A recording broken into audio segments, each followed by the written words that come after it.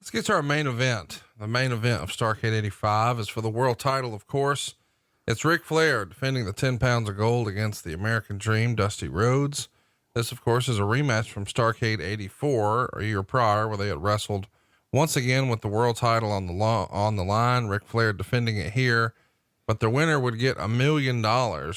Smoking Joe Frazier of boxing fame was the referee, and he's going to stop it because of a cut over Dusty's eye, and he'll award the match to Flair. So here's a rematch. In 85, Rick was a babyface for a good portion of the year, feuding with Nikita and others. And then on September 29th in the Omni, Rick would defeat Nikita in a cage match. And after the match was over, Ivan Koloff and Crusher Khrushchev would come into the ring, and they all start beating up Flair. And then Dusty Rhodes would run in to make the save for Rick, and he beat up the Russians to a thunderous ovation from the crowd. And after the Russians left, Dusty turned to help Rick up, but Rick starts yelling at Dusty, saying things like, "I told you not to interfere in my business." And as Dusty was distracted with Rick, you and Ole attack him.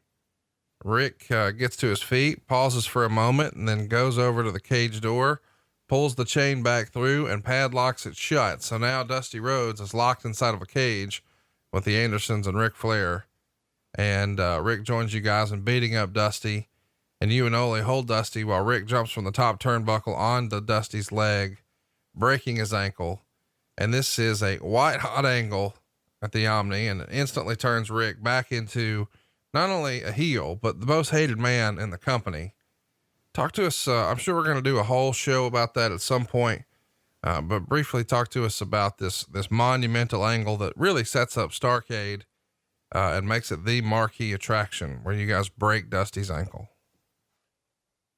It was one of those things that if you were there, you were glad you were there, if you were a fan, because that angle took so many twists and turns.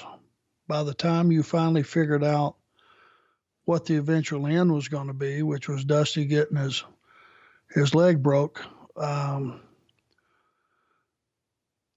the fact that Flair came down, the Russians split, you had that thing with Dusty go down, then we came down, it switched gears again, went another direction.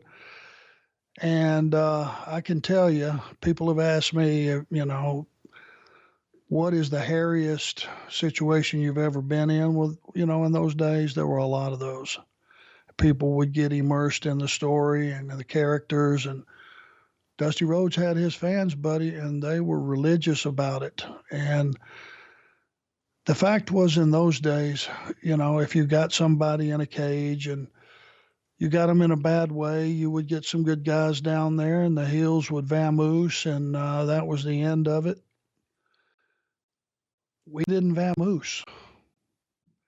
Guys started climbing that cage, and these are the Rock and Roll Express and Terry Taylor and any number of baby faces, but it was prominent people trying to get in that cage, and they just kept getting knocked off, and we just kept stomping that leg and pounding the piss out of Dusty, and the heat built, and people started throwing stuff, and people started shoving themselves closer and closer to that cage. So finally we figured out, after that thing had met a fever pitch, we said, okay, we better get out of here. So we headed towards the door. I think Rick was probably the first one, and myself, and then Ole, and he opened that door and started to step through out of that cage, and about 20 across and about 15 deep fans just surged forward and shut that cage door back on us. You guys aren't going anywhere. And more baby faces started coming down and started climbing that cage, and we started knocking them off again. And it just got more and more and more violent. And you could just, it was like a dull roar, but there was thousands of people screaming at us.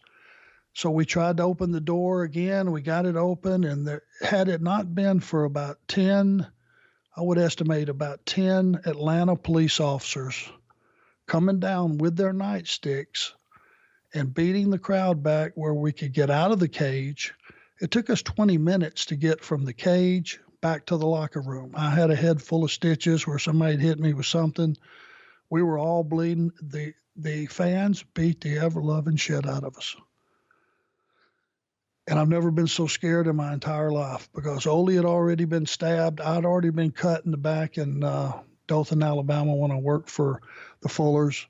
So I knew it was possible.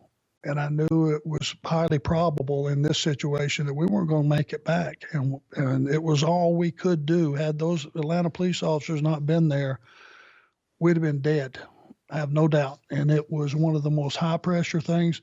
We actually waited 2 hours before we tried to leave the arena, and we had a police escort leaving the arena. It was that hot. Yeah. I don't know that younger fans could really even process just how emotionally invested the crowd was in professional wrestling in 1985. But this is something to go out of your way to see.